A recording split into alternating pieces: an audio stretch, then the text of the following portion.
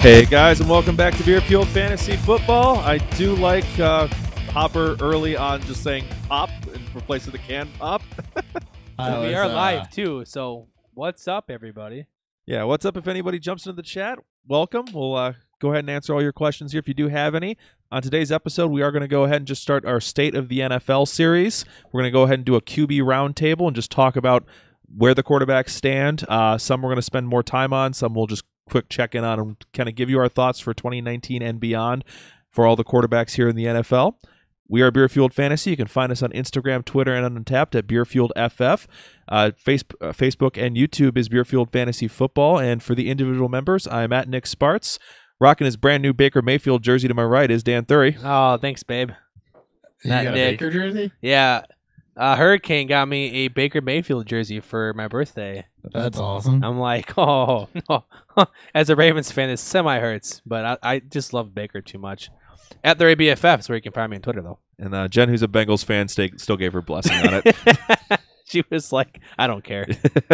And down in St. Louis, I believe rocking almost an identical outfit to me is Christopher Hopper. At Hot BFF with two P's, is it black hoodie and blue jeans? Black hoodie, blue jeans, and a red undershirt. Is it the Beer Fueled red shirt, too? It is the Beer Fueled red shirt. We yes. almost matched to the T. Twinsies. Well, perfect. Well, we're going to take our matching outfits here and go ahead and jump into the episode. If you guys want to support the show in any additional way, you can DM us at BeerFueledFF or email at beerfueledfantasy@gmail.com. And we'll let you know how you can either send us beer, hit us up on our Patreon page, or pick up merchandise like the Beer Fueled Fantasy shirt. So thank you so much for tuning in, guys. Before we get through all the news and go through our State of the League segment, let's go ahead and hit you with a beer preview.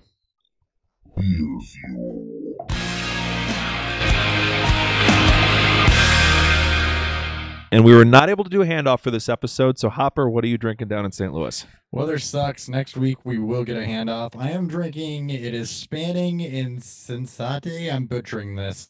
It's from Bodegraven, the Netherlands. Okay.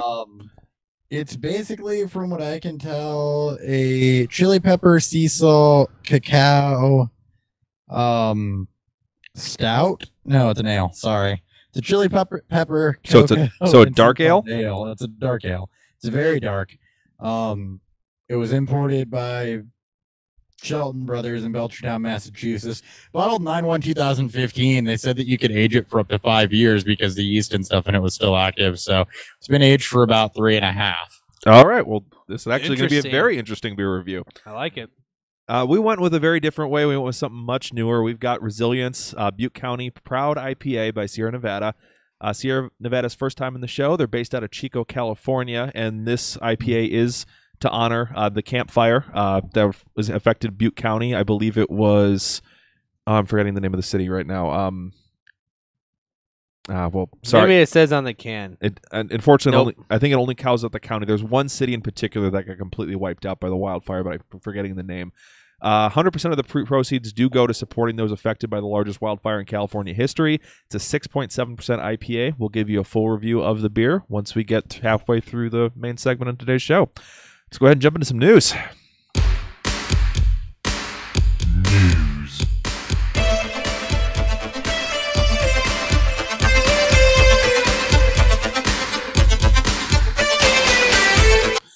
All right, guys, let's go ahead and talk about some news here. Starting off with Packers hiring ex-Jaguars OC Nathaniel Hackett as offensive coordinator. Okay. Yeah, this one surprised me a little bit too. All their My hirings have reaction. surprised me. Yeah, I'm not sure how much I like the LaFleur Hackett stack. The LaFleur one at least makes somewhat sense for what he's done with Matt Ryan. I hope LaFleur's play calling. Yes, me too. I would assume he probably is. Well, let's hope so. Because Nathaniel Hackett shouldn't have been first, second, third, fourth, 17th choice. Well, Yeah, I'm not sure quite what they're doing there. we'll find out in September. We'll see what happens in free agency. Vikings hire Gary Kubiak as offensive advisor, as I like to call it, assistant to the offensive coordinator. I'm the assistant offensive coordinator. Assistant to the offensive coordinator. Yeah, we'll deep dive the impacts on this later. It's good. I mean, anything that Kubiak's impacting is good. So Should definitely refocus the run game as well. Kubiak has always had a strong running game. And he wanted to bring over Stefanski to Denver when he was still coaching there, and So they have a they connection. didn't allow it. So they have a connection already based with it. So as a Vikings Kubiak's fan, I probably love going to this be move. grooming him. And he Yeah. brought over his son, who's the QB coach, and And Kubiak doesn't have any real interest in being a real coach anymore. He kind of wants to just be a half coach, I think. He doesn't want to leave football, but he doesn't want to have the full-time he's got one responsibilities. foot in and out of the door. He's Yep. like, I'm not ready yet. He's that old guy who's like volunteering for an organization he used He's to work retired. Like, Yeah, he's like my dad. I'm We retired. call those consultants. for. All right. We did touch on this on last episode, but we didn't have it officially in the new segment. It kind of broke right in the middle of the episode. Browns hired Todd Monken as their offensive coordinator. Good. Then Broncos hired 49ers quarterback coach Rich Scangarello as offensive coordinator. So he's part of he was part of Kyle Shanahan's system. That usually is a good sign, but don't know a lot about him and what his impact on the passing game was. What team hired him? Broncos. Interesting. So Yeah. he'll be under Fangio. So this guy will be calling plays.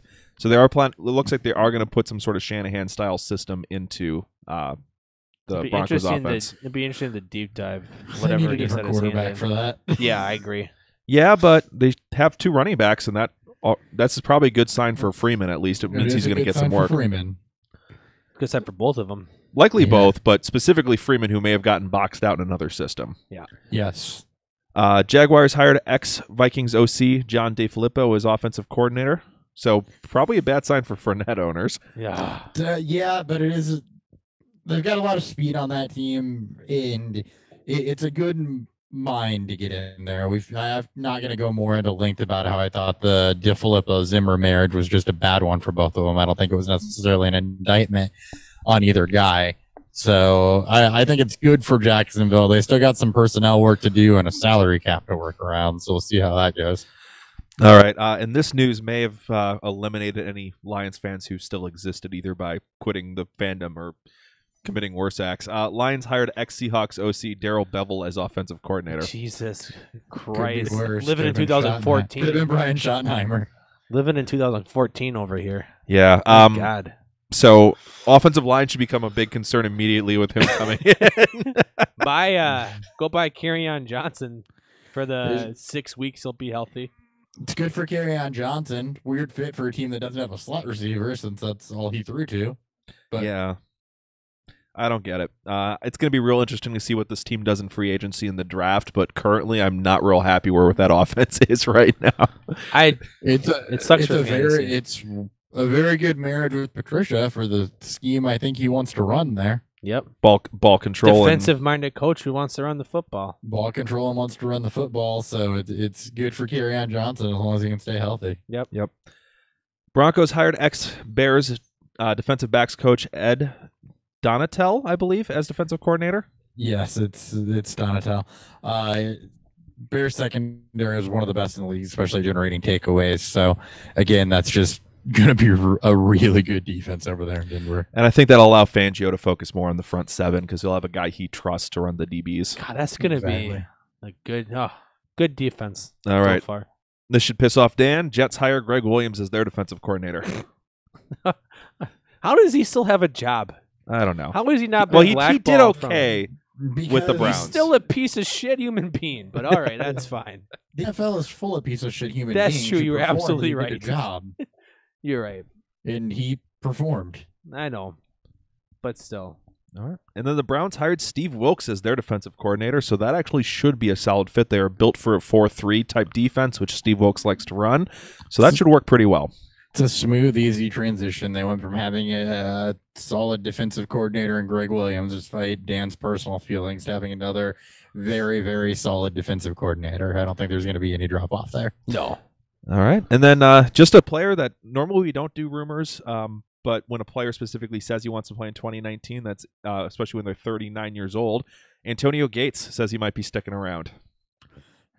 Are the Chargers going to keep him around with Hunter Henry healthy?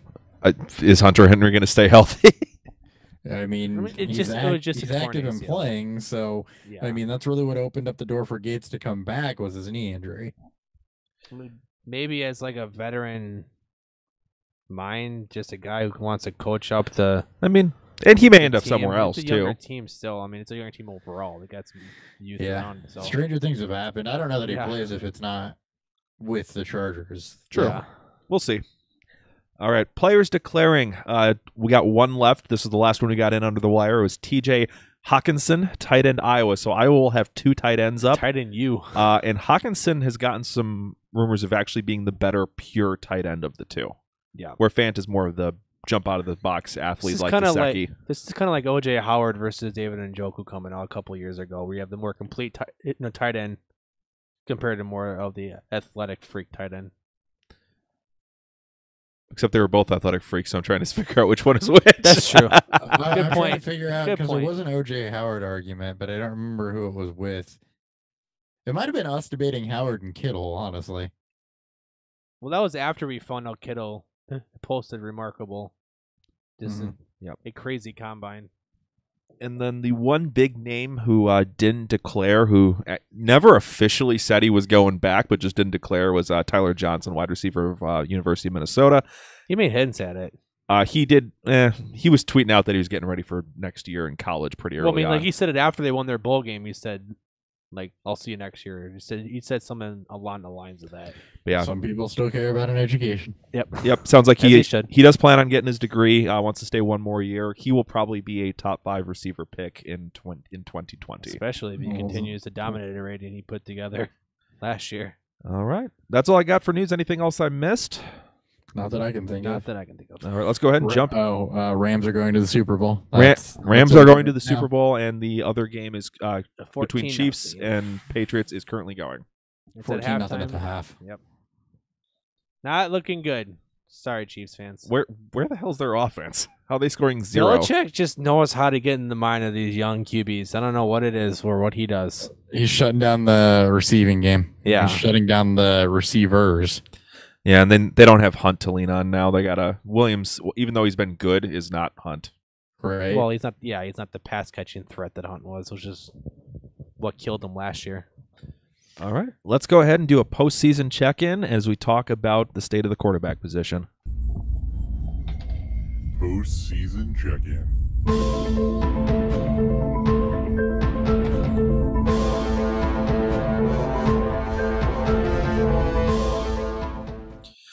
And I did split this into 2 sections so we can get a beer preview in the middle, and it's the best and the rest. To qualify for the best, you had to score about 18 points a game over 16 games. So if you missed time or were off that pace, you ended up in the rest. Starting off at the top, probably don't have to spend a ton of time on him, is Patrick Mahomes. QB1 is going to be the QB1 in almost every single league next year, if not every league. In 2019 drafts, is there any concerns we see for him, or anything that we really need to touch on? There is nothing that makes me think he is not the dynasty quarterback 1 or the redraft quarterback 1. The only thing is peripheral numbers that you kind of need to raise an eyebrow at and expect to regress is the touchdown rate at 8.6. Everything else is very sustainable. But Yeah. that could even come down, and he'd still be fine. It's- Exactly. it's like the Deshaun Rodgers. Watson thing from last year. Yeah, and like, if you always want to get cute with he may never reach this type of ceiling again in 1 QB leagues. If you have depth, you can maybe see what you can get out there because there's going to be some value to him. But My argument there's- with that is I have a hard time talking about a guy who's in his first full season as a starter and Oh, I know. saying this is it. This is his peak. yeah. And then on top It's of a it, remarkable yeah. season too. So. his first full season as a starter, he posted a top 3 quarterback season of all time. yeah. So Exactly. That's where I'm tied on. I know it's not likely to be repeated, but at the same time, I have a really hard time, like I just said, saying it's his first year as a starter. He's never going to come close to this Oh, or no. repeat this. And also, I'm not saying to sell. I'm just saying you can go out there and see where his value's at. and also with the way the game keeps getting easier and easier and easier for offenses, who's to say that And how- this just doesn't set his floor? And Right. how bad that defense is. They're gonna have to keep throwing. All Yep. right. Number 2 on the list is Matt Ryan, who had a kind of a meh 2017, but he bookended it with an awesome 16 and awesome 18. What do we think about him going forward, especially that they seem to be providing him with some decent weapons with Austin Hooper's breakout, drafting of Calvin Ridley, and just overall seems like they have kind of a more balanced offense around him now.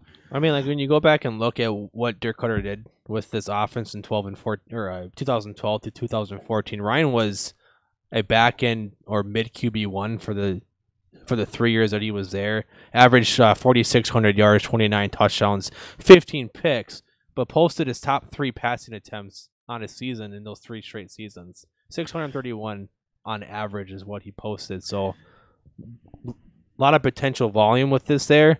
It's just there might be, he had 2 seasons of, I think he had 1 season of over 5% touchdown rate with Cutter. So there could be just a lot of, I guess, empty throws, but he's more of a hold because he's getting up there in age.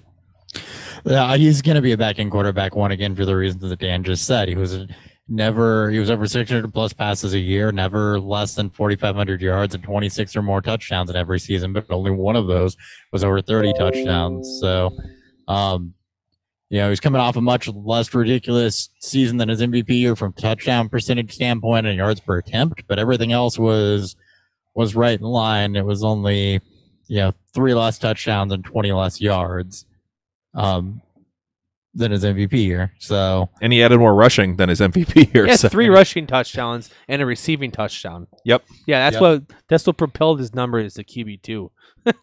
Yeah. So I'll take it however gets it done. I don't care. I know. I'm just Yeah, saying. I think that he's a quarterback one, though. It's not like he has to learn a new offense. It's an offense he's been in before, and we kind of know what we're going to get there. Yep. He's now had 2 of the last 3 years with really, really nice numbers, and I'm going to expect that that's going to be closer to his average going forward than the off years. Whereas before this, he'd had kind of like 3 out of 4 that, besides the MVP, that were kind of rough. Now he's done it 2 out of the last 3. Yeah, he had 2. Yeah, he's fine. I'm sure I'll own him in a couple places. I probably will too, especially if he Especially redrafts. if people start thinking of him as a less sexy name and he falls back to the back end in the kind of that kind of 8 to 12 range. I'm sure I'll be taking lots of Matt Ryan. Yep. All right. The one who up to this season had been constantly teasing at retirement. Now he finishes his QB3 and he says he's going to stick around for another year, and that's Ben Roethlisberger. He is a major regression candidate for me, especially with Antonio Brown potentially on the way out. He's coming off career highs in pass attempts, yards, touchdowns, and a career high in attempts by 70. I don't see that being repeated. I mean, we talked about it when you've had a guy in the league for a long time that it's career highs. It's an outlier, and you don't expect that to be sustained. With Ben, I don't think that's going to be sustained. He's going to be a guy that I think gets overdrafted next year and is going to regress back towards a back-end quarterback one streaming option. Yeah, and then when it comes to dynasty, I don't want to buy old quarterbacks that are flirting with retirement unless I'm in season. I need a quarterback that I can either stream or trust. So right now, I'm going with Hopper. I mean, I'm going to sell him to somebody who wants to, buy him right now for that championship window in January.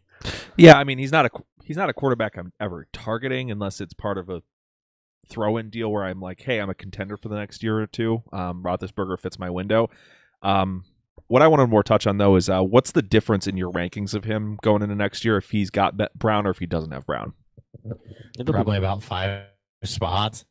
So you'd probably go from like QB 9 or 10 down to about QB 14 or 15. 14 or 15. Yeah, he'd be a mid to low QB1 with and him. That's not that I don't like Juju. It's just that there's going to be less receivers demanding targets, which means less throws, meaning everything else comes down. Yeah, I'm not losing counting on Antonio Brown, one of the greatest receivers that's ever played this game. It's gonna hurt him a little bit. I'm not counting on year 2 James Washington to make up for it. No, me either. All right. Number 4, guy we've talked about a bit on the sophomore episode was Deshaun Watson. Looks like he figured out his efficiency metrics were so much better in year 2. My only real big concern for him is the sacks. They really need to figure out this offensive line so he doesn't keep getting put in situations where he could get hurt. It's exactly what I have written down. He took 62 sacks, which I think was the most in the league. It was. I don't even think it was close. It was actually. I think that he was within 6 of somebody else we're going to talk about later, whose name I don't remember off the top of my head, but I remember making the note. Okay. But in most cases, it's what we expected. The touchdown rate came back to earth, but to 5.1%. That's what we expected from a Bill O'Brien led team, is that he was probably going to be over 5%, but not near 9%. 505 attempts fits how this team wants to run itself. Rushing numbers were what we expected. The only thing that I think we were wrong about with Deshaun Watson was the interception numbers. And I think this is about what you're going to get out of Deshaun Watson for the next couple seasons. It might improve slightly. He may have an outlier big season here and there, but I think from a dynasty perspective, this mid type of quarterback one with rushing floor is about what you can expect. Yeah, it'd be nice if they can get him a wide receiver too, can stay healthy for more than a few games, but Kuti and Fuller both could not make it happen. Not having Fuller hurt his yards per attempt by about a yard and a half, I think. Oh, that's his splits with and without.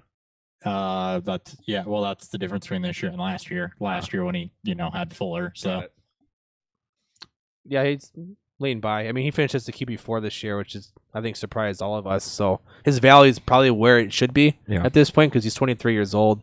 As we mentioned, it just the amount of hits he's already taken. He is 220, but he's, pretty thin still. So Cam's 260 and still gets beat up. Yeah. Yeah, I don't want to see any quarterback. I don't care how big they are taking that many hits. No, and that's just what the Texans decided to do this offseason. It's a team that doesn't rely on the pass heavily, though, and that's going to be the limiting factor. Yep. So I expect this is probably the higher end of his normal finish, but I expect he's probably a mid QB1 most years now that he's gotten his. We've seen his touchdown rating come down, and he was able to compensate by lowering his interceptions and keep the volume yards there. Let's see what we get in year 3. Yep. All right, and then number 5, we've got Andrew Luck bouncing back. Had a few ugly games there at the start and at the very end of the season, but the middle was excellent. So arrow seems to be pointing up heavily on him. I've seen people start putting him back in the top 3 conversation for dynasty QBs again. And I think you should because the Colts have the second most cap to spend on, and I fully, at least per salary cap on here, it was second most. I think the Jets had the most. They got like 110 million. I think the Jets have 80. Well, there's a team above them. Either way, they have over 100 million in cap space. Doesn't really matter where they're ranked. It's just a lot of fucking money to spend. And I expect them to address the receiving core. Expect them to address even more the offensive line. They could address the running game. We've argued about that enough. The defense needs help, even though it outperformed this season. He took 18 sacks. I believe that was league low. He's had 4 straight seasons when he's played with over a 5% touchdown rate. It's just interception you got to be careful of, but he's still one of the most profile quarterbacks coming out of college ever, and he's done nothing to change that. You hit the nail on the head with the 18 sacks. I don't even think they need to improve the offensive line. I think they can go out and make the sexy moves this year and the sexy draft picks that they couldn't make last year because they were focused on building up the gritty part, building up that line, building up the defensive line, the things that aren't high profile. Now they can go out and get their pass rushers and their wide receivers, and Andrew Luck is only going to benefit from that. 639 attempts, slightly high. 6.1 touchdown percent, high but sustainable. Andrew Luck is definitely, if not in the top 3, at least a top 5 dynasty quarterback discussion. Yeah, and the mistakes he made, like the picks, a lot of them were not on him. I've never seen a quarterback where so many interceptions were not the quarterback's fault. Yeah, a lot of tips, but that should be it. You got to address with going after the wide receiver and pass catching positions. All right, and then looking at the 2019 cap space, they got 115 million available to them, most in the NFL. They have the youngest team in the NFL at 25.24 years on average, and that's with Adam Vinatieri on the roster. And then they got 55 players signed with 115 million dollars of cap space. Yeah, if you're a Colts fan, you should be pretty happy with what they've done this year. Chris Ballard has done a fantastic job, and Watkins just got a bomb. Good. Anyway, sorry. Interjection. Moving on. All right. Let's go to number 6, Jared Goff, who might have been the ugliest QB6 season I've ever seen. Just very, very inconsistent. I remember there was multiple weeks where he just completely dudded you, but then there was other weeks where it looked like a tough matchup and he dropped 30 points. So he was tough to predict. If you owned him, you were tearing your hair out a lot of the year. He ended up looking okay on the final stat sheet, but I'm not sure you were that happy week to week. Losing Cooper Kupp, I think, hurt him, but he kept his underlying numbers pretty in check with last year. Attempts and yards were up. It's usually a direct correlation. You throw more, you complete more. Yards go higher. Touchdown rate and interception rate were both within 1 point of the previous season. Yards per completion, yards per attempt, nearly exactly the same. So I think what you got this year, overall, big picture, is about what Goff's going to be for a little bit. It's kind of a Matt Ryan plus, and I think that's what Jared Goff is going to be for, a while. And I'm fine for buying that. He's just 24 years old. Obviously, the offense gets talked about a shit ton with Todd Gurley, the great receiving core, the young tight ends, and Joel Everett, and whatever happens with Higbee, if they keep him or not. So if there are owners out there that are pretty salty on him after the kind of skittish end of season, fine. I'm going to go out there and try to get him. Yeah, because I think the consistency, being a young player is still only a third-year quarterback. Consistency comes with time and experience. True, but I still would have liked to see him. Woods, Cooks, and Reynolds is still a pretty nice set of weapons, and there was games he really struggled with it. It is, but he missed his his safety blanket. Yeah. You lose your blankie. It's an adjustment period. And he also, towards the end, didn't have a 100% Todd Gurley either. Mm-hmm. All right, number 7 is Aaron Rodgers. Came on hot at the very end of the season here to bump himself up here. He was closer to a quarterback 12 for most of the season.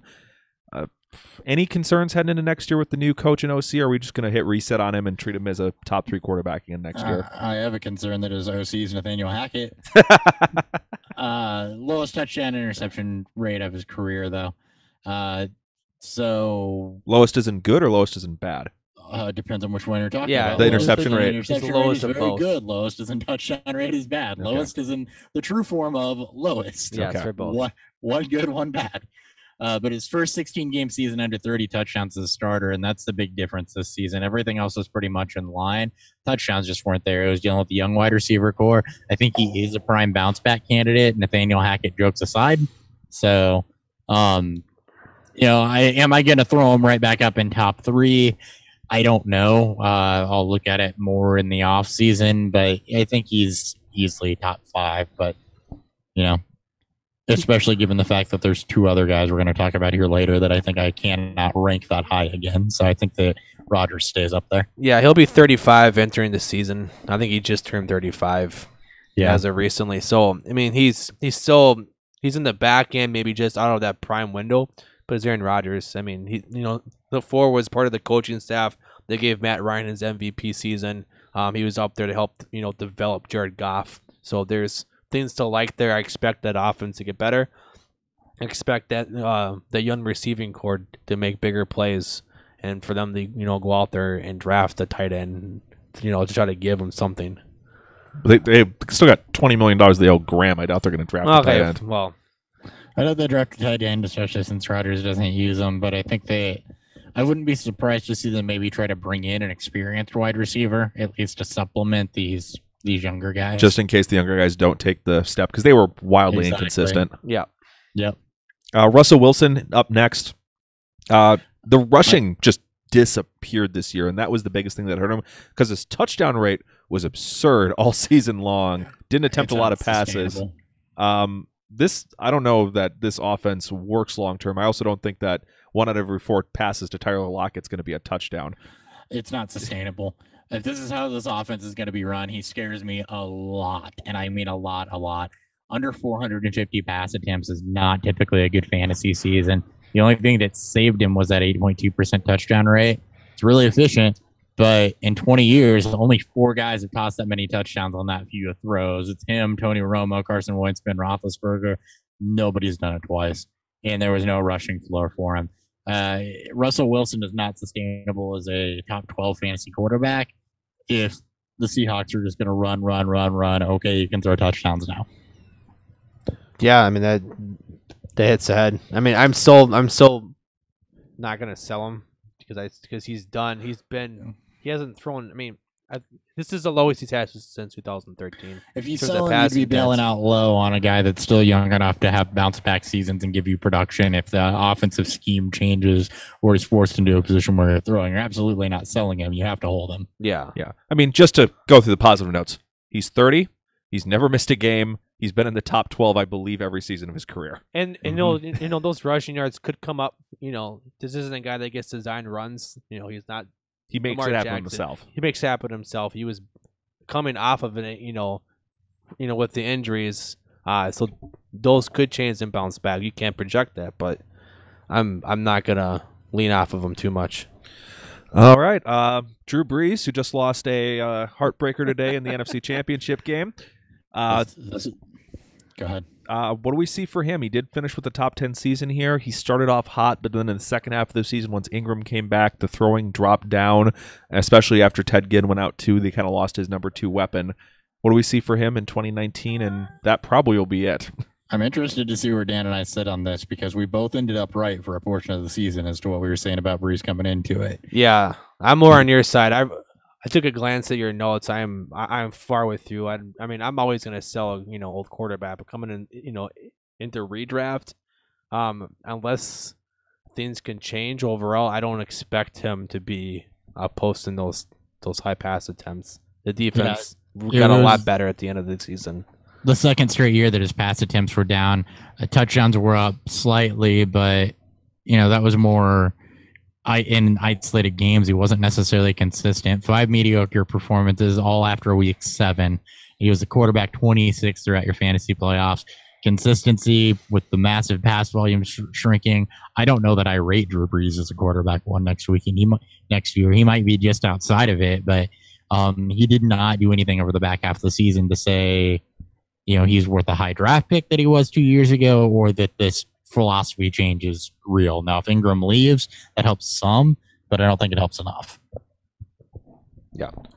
Yeah, I'm definitely concerned about him heading into next year, especially if the team does not add a second legitimate pass catcher behind Michael Thomas. What do you mean? They got Des Bryant coming off of injury. Oh, yeah, and then Cam Meredith coming off an injury, and Ted Ginn, who's ancient and coming off an injury.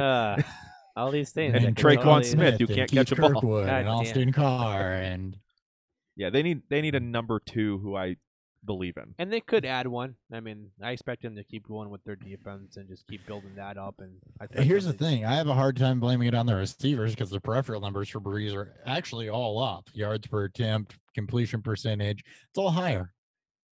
Yeah, but I need something that shows me that they're going to be throwing more.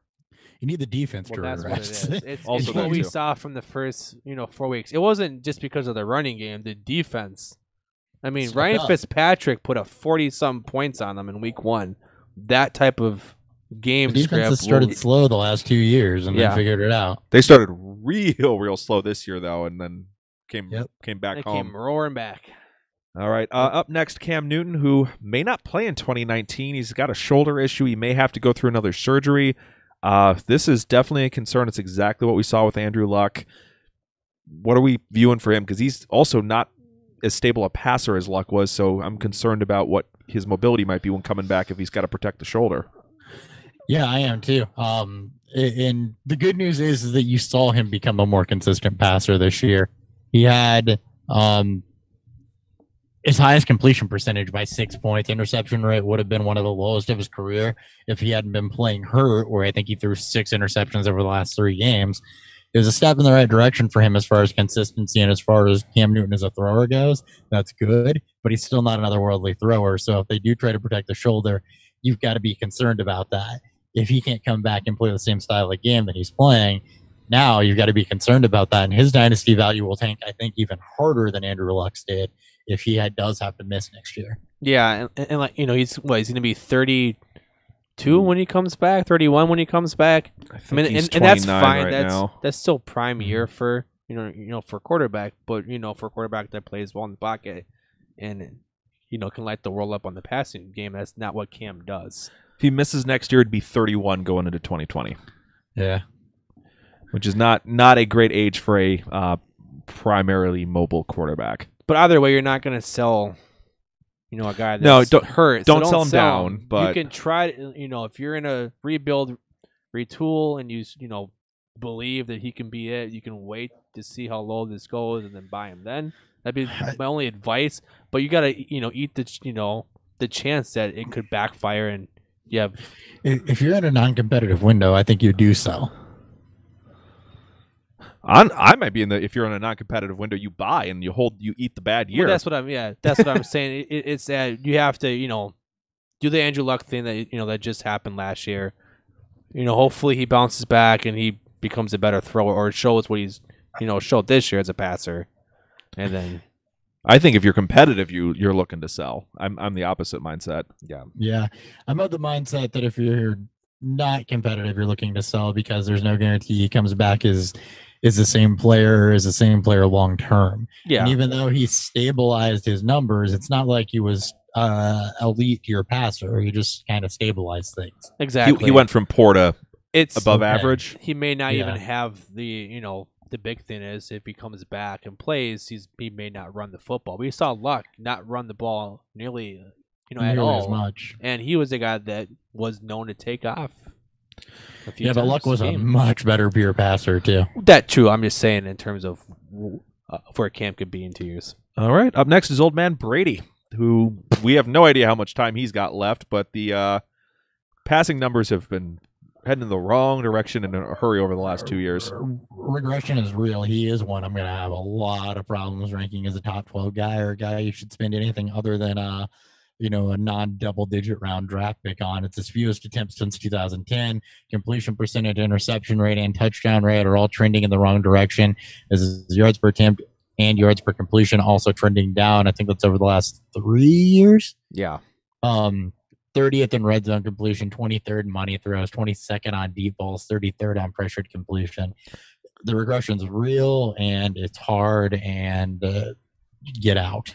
Yeah, he can't do it without good weapons anymore. He needs guys to be making plays for him. He can't force the plays to happen like you could when he was younger. Yeah, basically you want Sony Michel and James White are taking this over. Yeah, Yeah. they're turning into more of a run team, and they're not asking Brady to go win games with subpar weapons. You basically want to wait until he has a blow-up game next year, maybe 2 in a row, and then if you're not contending, move him. I mean- that's your bet. Because right now it's going to be tough to sell, selling a 41-year-old quarterback in a dynasty league Nah, For- find a Patriots fan. for some value. True. You can Patriots fans I mean- think all Patriots players are, God's gift to football. So if you can't find Patriots, the homer though, you might not be able to even get really anything Exactly. for So him. So it's he a may just be whole- you just may hold until he retires. That's That exactly what I've run into with Breeze. Yep. Yeah, like if you catch the hot potato at a certain point, there is no reflipping them. No, not for anything worth anything. You lose the game, you're done. Yeah, you're just riding out the clock at that point. Yep.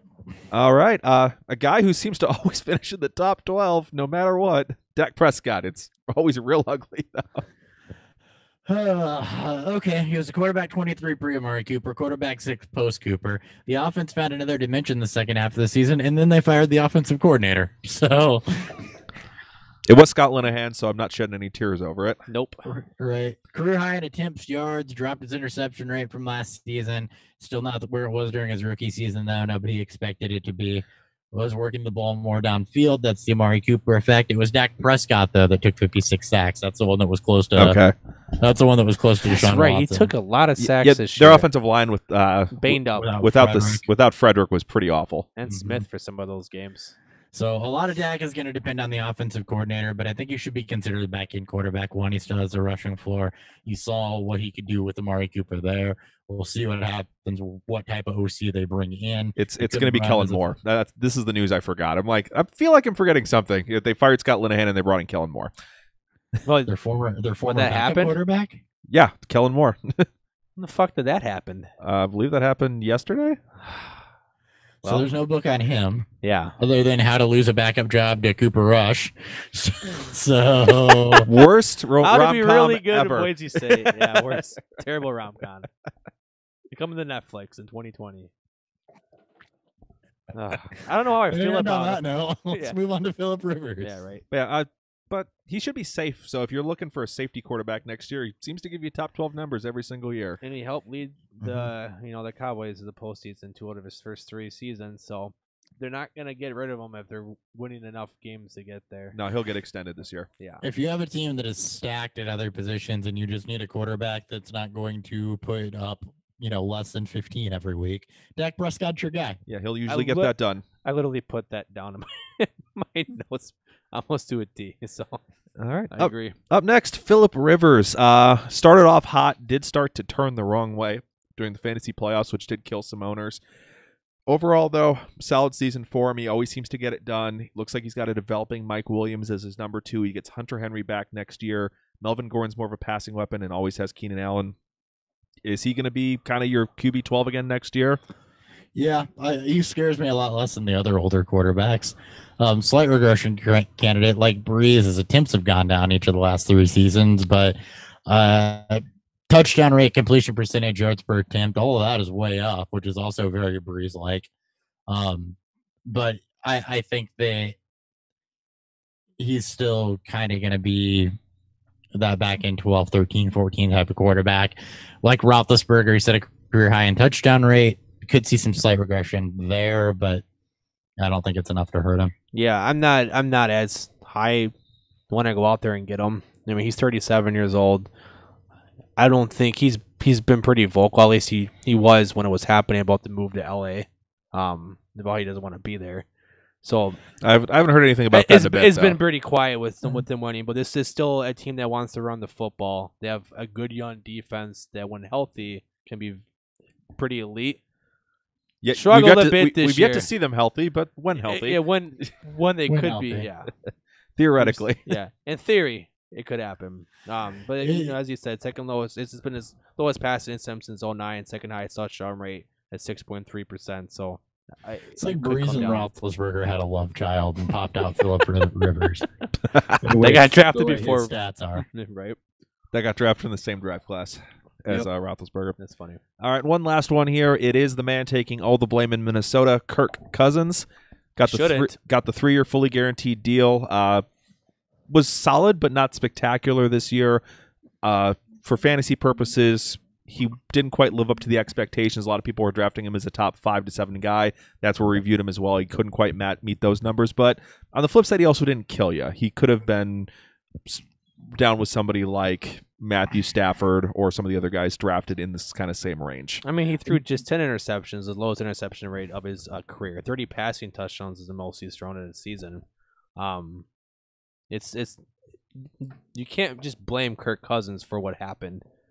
A bad offensive line, regression from the defense, and just inconsistency with play calling. For most of the year, hurt him that way. I expect him to bounce back and be a guy I'm going to target again, maybe in that Breeze range last year. So for Cousins, he was really inconsistent, and I think that's kind of where the hate comes in, because the overall picture wasn't bad. He had 7 games at 1 touchdown or fewer and 6 of 3 or more. Attempts were down and completion percentage was up after the DiFilippo firing, and a lot to unpack with Gary Kubiak coming in to see what he's actually going to be next year.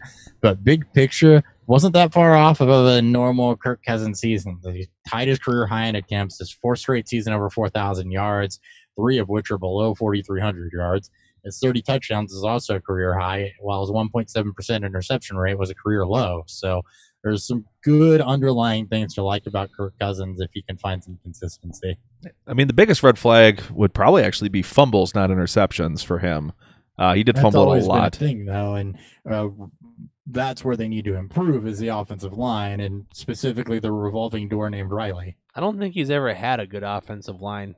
He hasn't. So it'd be, I mean, most Even quarterbacks if it play came better. even if it came in on paper as good, it always ends up hurt. Yeah. So just put together a good offensive line. I think you could see. I mean, obviously, you should see better things Are from the it. Vikings capable of putting together a good offensive line? It's Not in a been, long time. It's been a very long time Since the Matt Burke days. since the 2009 days. All right. Well, let's go ahead and jump into a beer review. Beer review.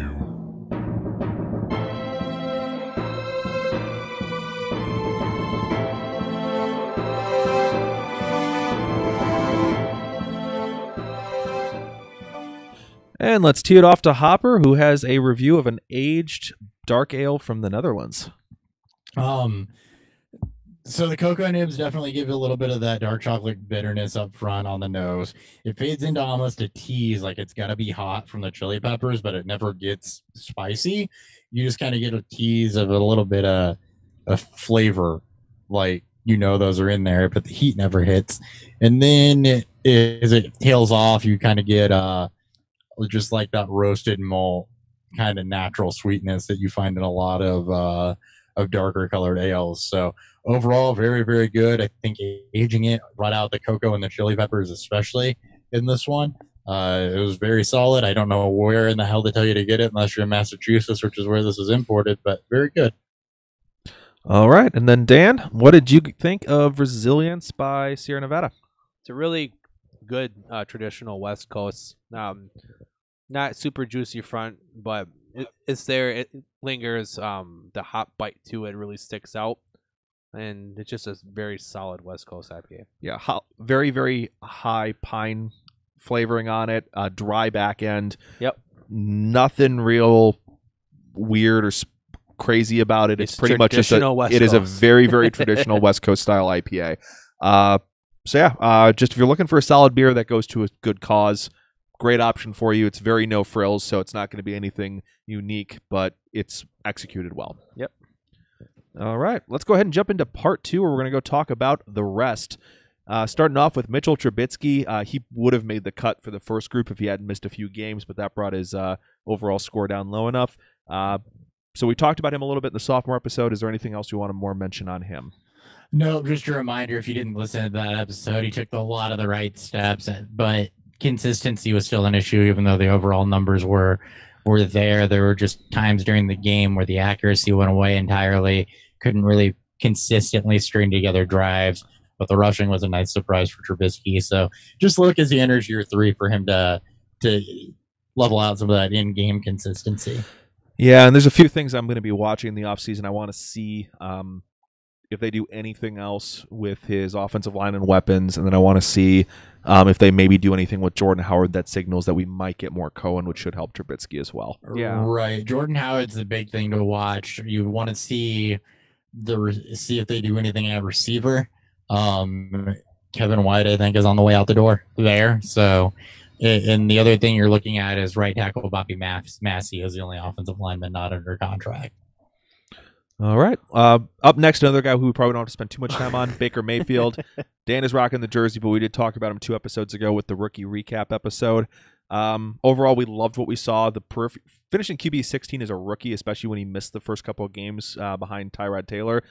I basically saw everything I wanted to see, and he should be a fringe top 12 guy next year and even higher than that going forward. I have a question for you guys. Is there a fear to you that he's going to be overdrafted because of the hype? Oh, he will for sure be overdrafted. This Browns team is going to be hyped like the Rams was 2 years ago and the Bears was last season. Oh, I think he's absolutely a quarterback 1, but I think he gets hyped up to a point where we don't own him. It may not be like a Watson level, but I think he will be. I will do projections. We'll see where he comes in.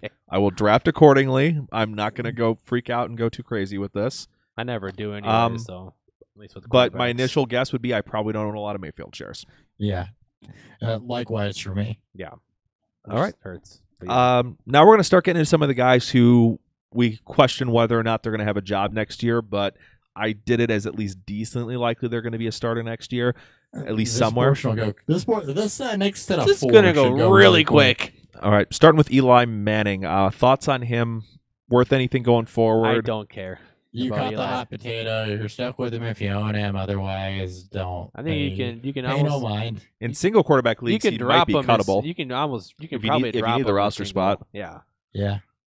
Because, I mean, this was supposed to be the year when he had third-year Sterling Shepard, Odell back healthy, Evan Ingram, Saquon Barkley, and he still couldn't put it They together. drafted O-line. I mean, he could. I don't really care enough. But he was still Eli, so it's still Yeah. inconsistent as all hell. Exactly. Yep, so it's just ugly. Do you think he starts for the Giants next year? I think he starts week 1. Yes. I think he does, yes. And because I don't know that the Giants are going to go out and spend on a quarterback in free agency. Do you think they draft somebody this year finally? If they do, I still don't think that they start week 1. Okay. Yeah. They've drafted somebody the last 2 years that, Davis Webb wasn't Yeah. hyped, but That's Kyle Aletto was. that's and true. Third and fourth round dart throws. I don't personally consider expect that them- drafting a quarterback. If they do, I think they expect them to draft do it somebody again, next though. year. Yeah, I expect 2020 is when they'll target. Yeah, for me, drafting is like a first or maybe a first half of the second round draft pick on a QB is reaching for a It quarterback. depends. All right, Case Keenum, is he leading Denver next year with the rookie weapons? He's leading them. I think I'm 99% confident he's leading them. And then And- do you think he'll be gone after 19 though? yes. he could be replaced mid-season if he starts out like he did last year, or if they're Who the hell's losing. even the backup in Denver? I think they could draft somebody they could see if they want to bring some pieces in. They changed the entire coaching staff, so that never really bodes well for fringe bridge quarterbacks like Keenum. Either Garrett Grayson or Kevin Hogan. You. Oof. There's So yeah, he'll Sunshine start. Kelly. Could go back and decide to go Sell back him with when you can. Kelly. Sell him when you can. All right. Up next is Derek Carr, who is part of the disaster that was the Oakland Raiders. Some of it isn't his fault. I mean, just complete lack of weapons there. A shell of himself, Jordy Nelson, in a suspended Martavis Bryant is not a good receiving core, but he also was struggling even when he had Cooper. But he had a 35-year-old Jared Cook and a coach that doesn't believe in him. I have no faith. He could be their future. This is like the more extreme version of Dak Prescott. I don't have a lot of faith in this. Well, except they already paid him. Yeah. That's why I said Brad more extreme Johnson. version of Dak Prescott. Brad Johnson is starting for the Raiders next year. Yeah, I was already not a Carr fan coming into this year. I was definitely, a lot of people had him like, hey, he's a sneaky top 12 quarterback. You can draft him. Like, oh, hell no. No, he's not. He had an okay end of the season. I don't think he threw a pick since week 5. Yeah, he was He was careful with the he ball, was but better. but his He yards was and all right. touchdowns But weren't there. I don't think Gruden wants him as his long-term answer. I think Gruden wants his own guy. And he may Let brought me him put it in. this way: if the end of the season is a regular Derek Carr, he is worth having on your dynasty roster as a backup quarterback. Yeah, as a guy who Yep. could hit, who could pan out. All right. So moving on to Matthew Stafford, who had a kind of holy shit regression this year.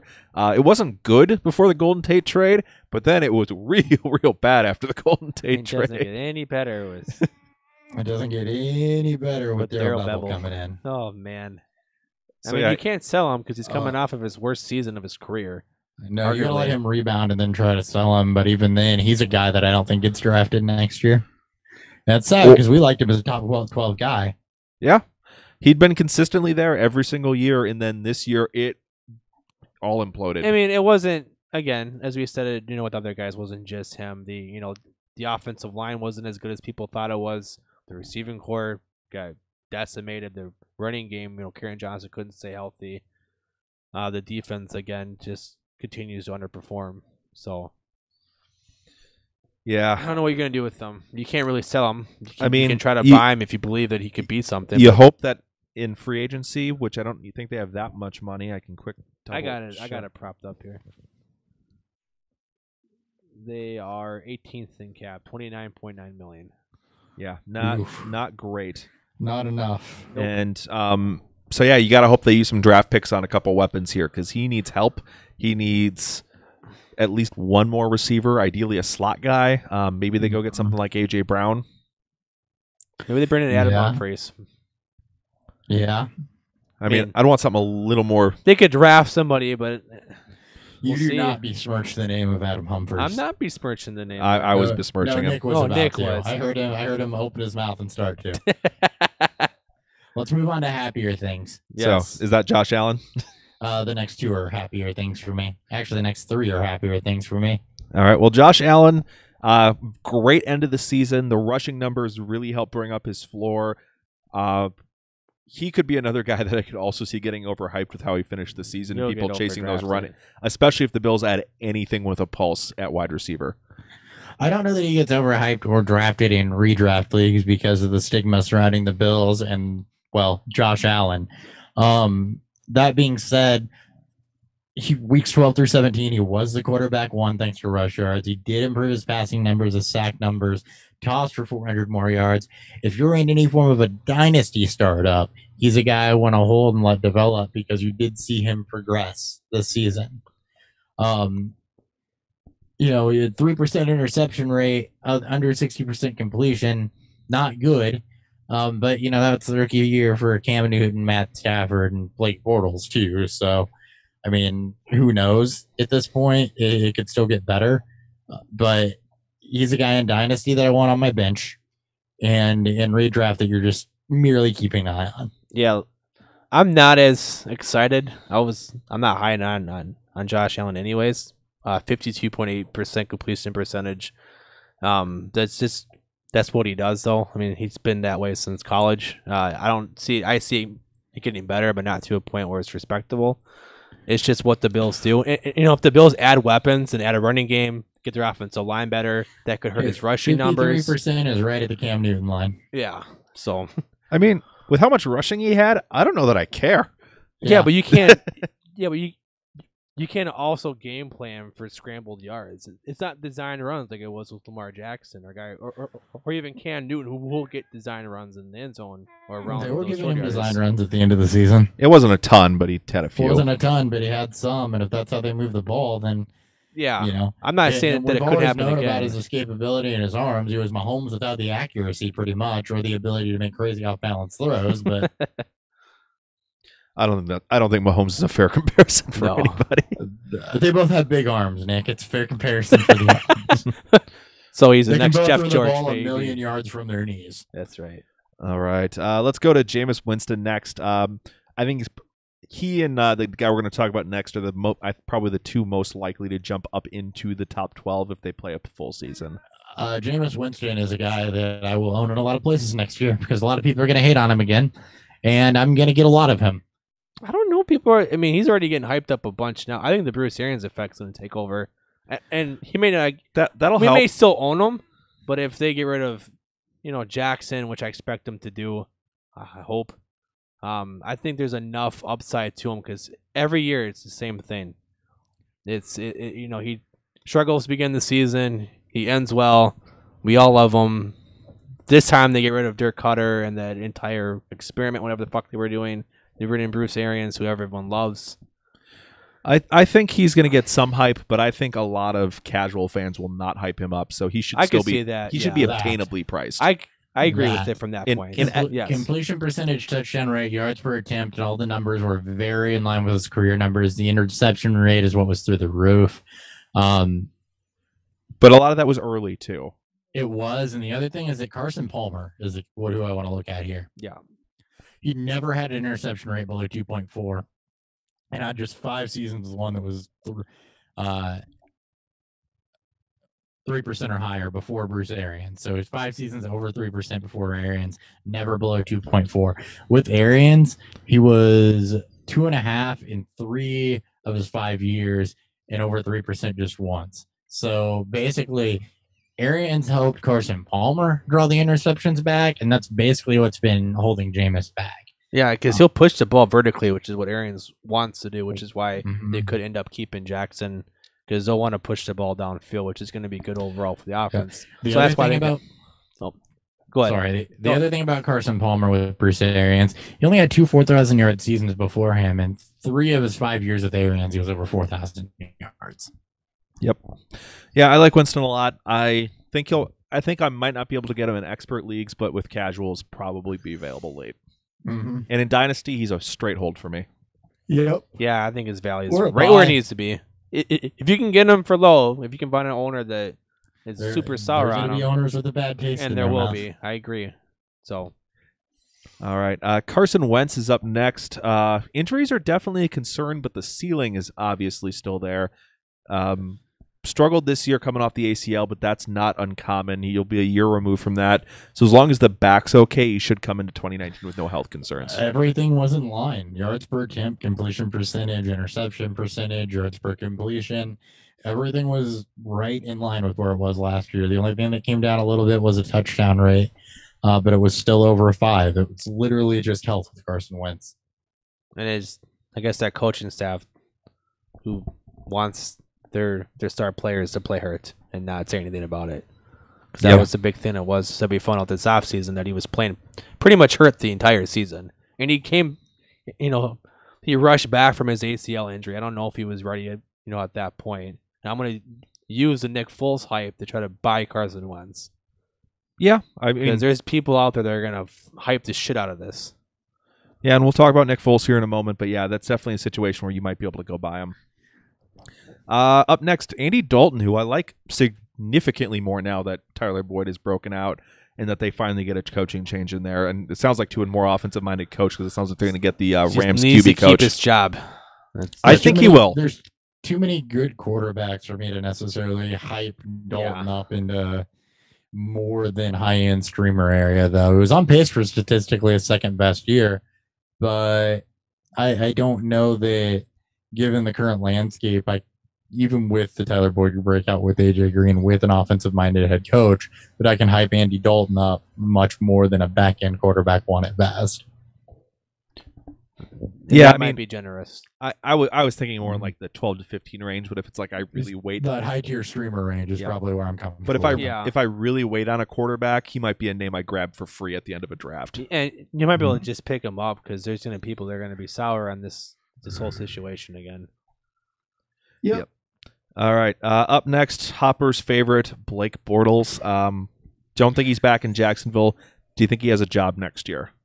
He has a job next year. I don't know where it's at or what it's doing. Maybe he lands in Denver. Screw you, Keenum. I The don't Giants. know. Or the Giants. I mean, Blake Just Bortles, throwing I a think, name. is destined to be a bridge quarterback someplace. Yeah, he. But New England when Brady retires. That'd be I the would greatest love that. troll of all time. Interception rate has been below 3 the last 3 years. He's kept that in check. I'm not sure that he can be in Jacksonville next year, though. Not just with the contract, but with the stunt they pulled to Cody Kessler, with the coaching staff staying around. I think that they just put themselves in way too much of a bind. And it's like we talked about beforehand, Nick, where they don't have cap, but they wanted to seemingly move on from Bortles. But the landscape is probably not going to allow them to move on from Bortles. So yeah, they are currently $10 million in the hole. So Yeah. So they may have to cut him, but then they've got a giant quarterback question if they do that. So I don't really know. I don't know where Bortles is playing next year, but I think he is playing somewhere. So And they just could looking- cut him, punt 19 and try to, play the Trevor Lawrence. Or no, not Trevor Lawrence. Trevor Lawrence would be maybe 2021. Trevor Lawrence Did could come out Tua- next year as a sophomore, but he'd need some help. He's 2 years off. Tua would be the one, but there's some Yeah. questions about Lawrence his is NFL 2021. viability. Yeah. Jake Fromm would be able to come out Fromm. next year. Fromm and 2, I think, are the top 2 names. and then kid out of Oregon would be the other one. Yeah. Yep. Hubert. Herbert. Herbert. All right. Up next is Sam Darnold, who I don't think we have to spend that much more time on. Main thing we're looking for with him is just want to see if they can add some more weapons there in the Jets, fix the offensive line, and just make the situation as solid for him as possible with Adam Gase coming in. Yeah. Yep, he's still young. Gase is good with quarterbacks, marked improvements as the season went on. So Darnold's a guy I like to take the Goff Trubisky step. Yep. So should be improved. I doubt he's at QB1 next year, but he might be a solid QB2. I'd buy him in Yeah. Dynasty if you need a young Oh, quarterback. absolutely. He'll trend upwards. Guy who's just disappointed. A lot of it due to injury, but also coaching scheme. Marcus Mariota. Hold. He's not an offense that wants to throw a lot. You've got to keep holding him because of health and because of the offensive scheme. And there's no value for him right now.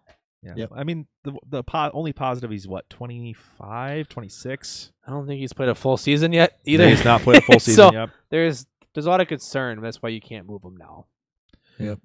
All right. Lamar Jackson, the glorified running back. Depends what Baltimore wants to do. I expect them to start adding weapons surrounding him. I didn't see enough improvement from the passing game, though, to be Here's the extremely thing happy about about surrounding this. somebody with weapons. They have to be able to use the weapons. Exactly. And I expect them to address the running back position even more so. It's not Gus Edwards. It's not Alex Collins. It's not Kenneth Dixon. They got to bring in somebody that they can trust from game in and game out, and hopefully Jackson can continue to improve as a passer. Otherwise, this is going to go up in flames very, very quickly. No, it's that right there. The only person who can help Lamar Jackson take the next step is Lamar Jackson. He needs to improve as a passer, regardless of what weapons are around him. You put weapons around him, it is not going to matter until he can improve as a passer. Yeah, because the Chargers exposed and showed everybody how to beat Lamar Jackson. Yeah, It's you play speed. fast. Yeah, he's speed. You load it up Yep. with speed. Well, after they cut Joe Flacco, they're going to have $41 million in cap space. So Le'Veon Bell. My hope Would was that be My hope good. was that they would have made a move for Fournette. That was Le'Veon Bell and a read option would be interesting. Yeah, it definitely would. it pissed off a lot of Steelers fans. So Oh, make me that, happy. that it would. That'd be so. That'd I'd be just happy Le'Veon for Bell that. might be okay with pissing off Steelers. Yeah, fans. that's true too. I think. Do you think it takes a little bit less money to piss off Steelers Oh, fans? hey, Oh, no doubt.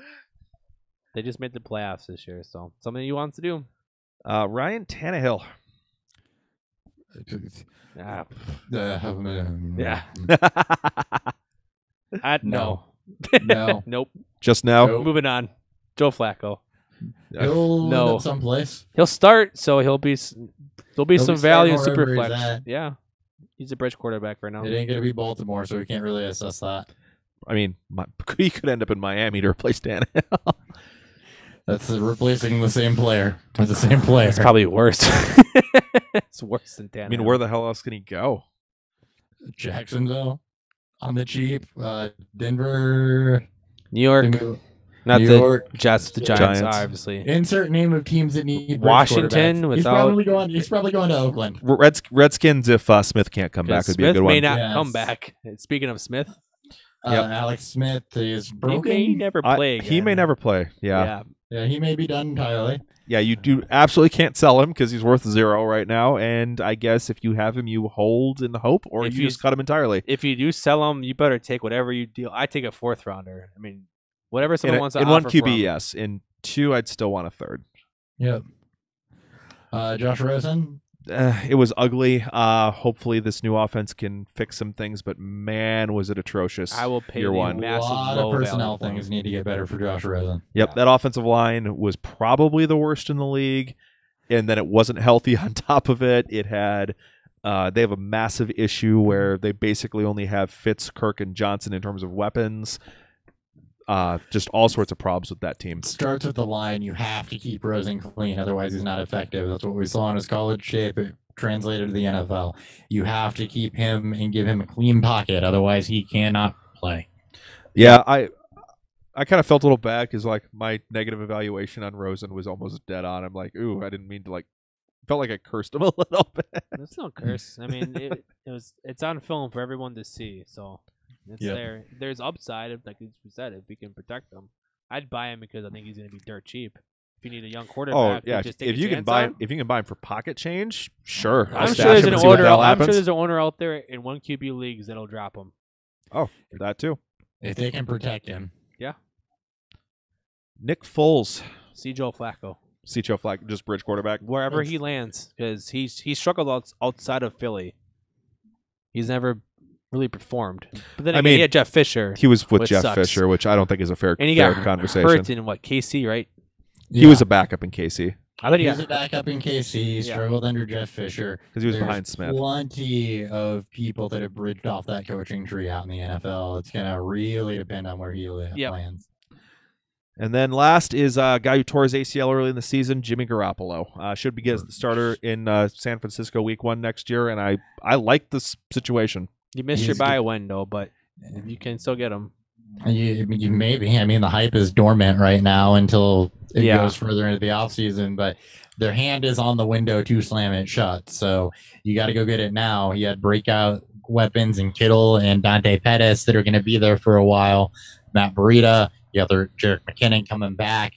So there's effective weapons there. Yep, still So still have good one, and they could I still go get another fully player too. expect them to bring a true number 1 receiver. They'll draft somebody. But they in- could in this draft one. They'll draft one. There's so many big body guys. Butler, Because Pettis Harry. is much better working inside. You go get like a Hakeem Butler to work outside, who had his problems, but you get it.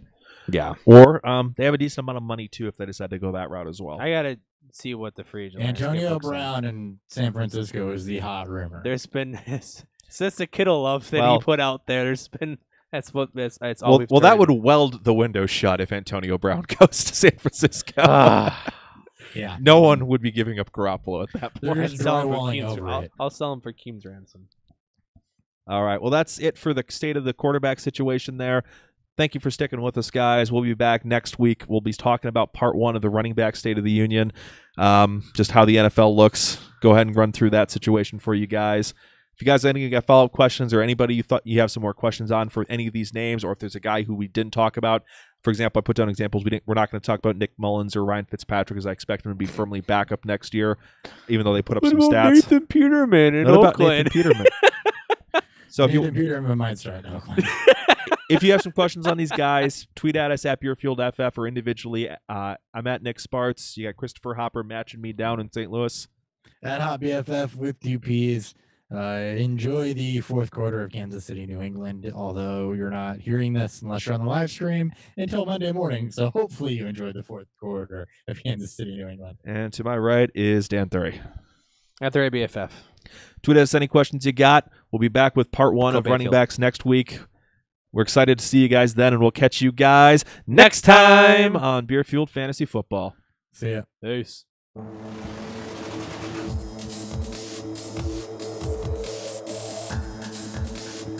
Beer